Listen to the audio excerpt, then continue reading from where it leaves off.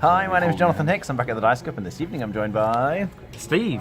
Matt. And we just finished playing a little card game called Dodekka. I'm afraid we've lost the box, which is why you just got the back of the card there. You have a kind of hand of cards here, but the objective of this game is to collect cards of one colour only. So when it's your turn, there are some cards out in the middle here, and if you want to, you can just take the card on the end. So this is a blue 3, and you kind of add it to your hand.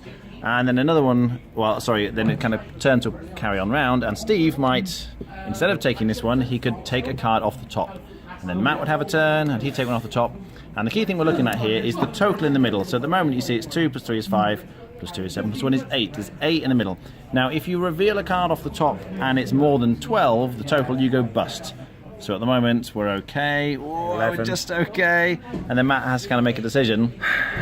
And if he goes bust, then he takes all the cards in the middle and adds them to his hand. Now, what are you wanting to do with these cards? Well, at the end of the game, you look through all your cards and you add up the total that you have the kind of most of. So in this case, my greens, if I just lay them out, I've got 6 worth of greens, but I had quite a few blues. So that's 4 blues. Oh yeah, so I've got 7 in blues. So my best colour is blue. But every card from every colour you don't want to go for is like a minus point. So this would be 7, and then I would lose minus 1, 2, 3, 4. So I'd be on 7 minus 4 is 3 points in total. So you kind of want to get all the cards of one colour, but you don't want any cards of any of the other colours. So getting a spread of colours like this is generally bad. You just want to have lots of one colour if possible. Once the deck runs out, most points at the end wins. What do you think? It's a nice little push-your-luck game. It takes like 5 minutes, 10 minutes tops if you've got a few players. It changes the number of players you've got. Obviously with 4 players you're just going to be picking up fewer cards of the game. But if you're collecting a colour, you're going to have less shots at picking that colour up. There's a nice little push-your-luck mechanism here if you bust and hitting the same number. So let's say that the total currently is 3, 6, 9, 12. The total's 12. I'm going to bust and I set a 0, or if you match the last 2 numbers, you don't bust. So here the total's now 15, but because these match, I don't bust.